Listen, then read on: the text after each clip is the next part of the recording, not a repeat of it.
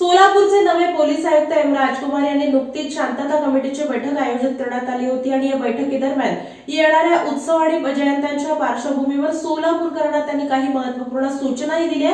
यासोबतच चांगली स्तंभी सुद्धा भरली आहे।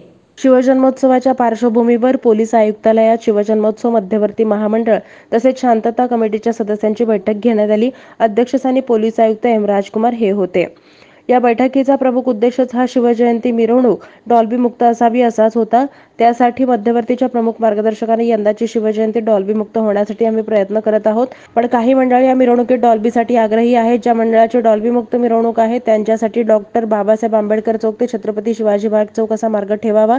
ज्या मंडळांचा डॉल्बी असेल त्यांच्यासाठी लोकशाही राणाभाऊ साठे ते छत्रपती शिवाजी महाराज चौक हा मार्ग द्यावा अशी मागणी यावेळी करण्यात आली। पण पोलीस आयुक्त राजकुमार यांनी या प्रकरणी डॉल्बी मुक्त मिरवणूक करण्याचा सल्ला दिला।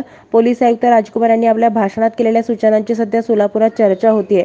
नुकतेच सोलापुरात माता रमाई यांची जयंती मिरवणूक झाली।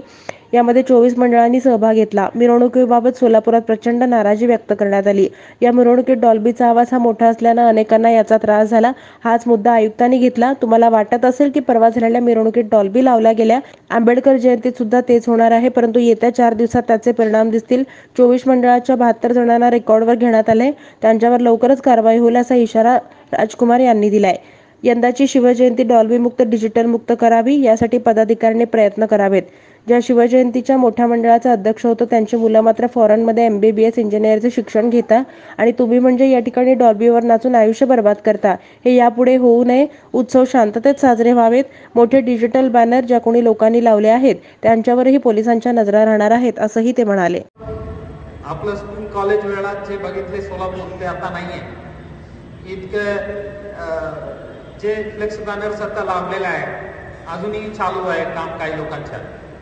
त्याचा फायदा आहे मंडपवाल्याचा, ठीक आहे, त्यांच्या व्यवसायामध्ये आमचा काही विरोध नाहीये। पण तुम्ही बघा त्यात जे छत्रपती शिवाजी महाराजांचे जे प्रतिमा जे आहे ते स्वतः दिसत आहे आणि आणखी मोठा मोठा चेहरा वेगळा दिसत आहे। जाडा चेन, कूलिंग ग्लास, काही बटन घालत नाही, अशा लोकांना तुम्ही आपल्या घरी बोलवून बसवणार आहे का? हे शिवभक्त आहे म्हणून।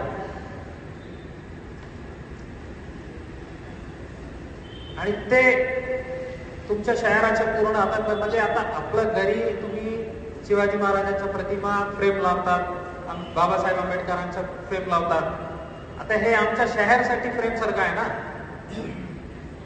तुम्ही शिवरायांच्या फ्रेम लावलं चांगली गोष्ट आहे, पण हे बाकी शोभनीय आहे का तुमच्या शहरासाठी, आपल्या शहरासाठी? आता असा निर्णय घेतलेला आहे, जे जे फोटो दिसत आहे त्यांना बोलवून विचारू आहे कोण, पैसे कुठून आलं, कुठून छापून घेतलं, हे सगळं गोष्ट आता हळूहळू होणार आहे। आणि आपल्याला वाटेल आता जे नुकतंच मागच्या आठवड्यात जे मिरवणूक झालं होतं त्यात काय केलं, ते लोक अजूनही इथंच आहे ना, ते पुन्हा आंबेडकर जयंतीला तेच लावणारच आहे, पुन्हा डीजे काय करणार? त्यामुळे आम्ही पण शिवजयंतीला लावणार आहे। या प्रश्नाचं उत्तर आता 4-5 दिवसात आपल्याला मिळेल। 72 लोकांविरुद्ध रेकॉर्डवर घेतलेल्या गुन्ह्याला 24 मंडळ आहे। डीजेचे वाहनधारक आणि डीजे चालक अशा 24x3 72 लोकांच्या यादी तयार केलेल्या आहे त्या एक गुन्ह्यात। आणि ते जे गुन्हे जे आहेत त्यात दंड जे करायचे ते कोर्ट करेल, पण चॅप्टर प्रेस प्रतिबंधात्मक कारवाई जे आहे ते आमच्याकडे आहे।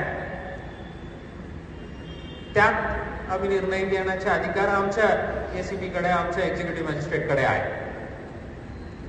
जे सॉल्व्हन्सी बॉन्ड जे राहील ते नाही भरलं तर, किंवा ज्या प्रकारच्या आम्ही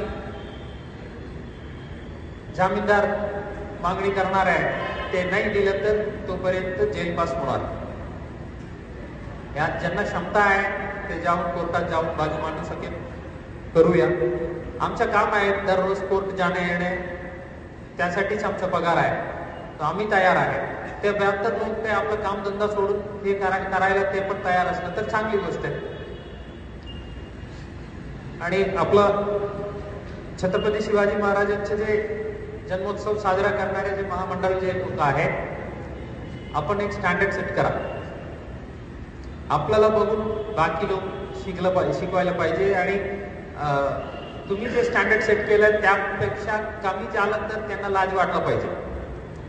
यांनी एवढं चांगल्या पद्धतीने आयोजन केलं आणि एवढं सुंदर प्रदर्शन झालं होतं, हे सोडून आम्ही गुंडागर्दी करायचे आहे का हे प्रश्न त्यांच्या मनात निर्माण व्हायला पाहिजे. तसं आपण करा. आपण जे दिलेले एक एक सूचना जे आहेत ते आम्ही नक्की पालन करू. हे लॉ अँड ऑर्डर डिटोरेशन बद्दल जे म्हणत होतो मी, आज फ्लेक्स बॅनर लावलं तर काय फरक पडणार आहे? कोणाला काही त्रास नाही आहे. उद्या डीजे आणखी जरा आवाज वाढवला तर काय फरक पडणार आहे? लेझर ऍड झाला, सायरन ऍड झाला, अशा एक एक एक एक एक एक करून जे गुन्हेगारी प्रवृत्त जे म्हणतो ना आम्ही, ते नियम आम्ही पालन करणार नाही, नियमाबाहेरच जाणार आम्ही.